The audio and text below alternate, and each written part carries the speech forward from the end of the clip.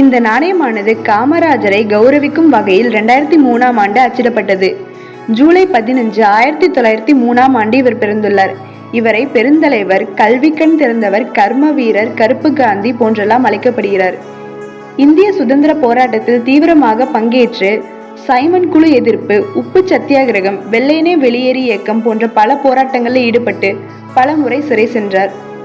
இவர் தனது அரசியல் குருவாக தீரன் சத்தியமூர்த்தியை ஏற்றுக்கொண்டார். 1940ஆம் ஆண்டில் இவர் அகில இந்திய காங்கிரஸ் தலைவராக தேர்ந்தெடுக்கப்பட்டார். 1954ஆம் ஆண்டு ஏப்ரல் 13ஆம் தேதி சென்னை மாகாணத்துல முதலமைச்சராக பொறுப்பேற்றார். நெய்வேலி பழுப்பு, நீலகிரி சுரங்கம், பெரம்பலூர் ரயில் பெட்டி தொழிற்சாலை போன்ற பல தொழிற்சாலைகள் இவருடைய காலத்தில் கட்டப்பட்டது.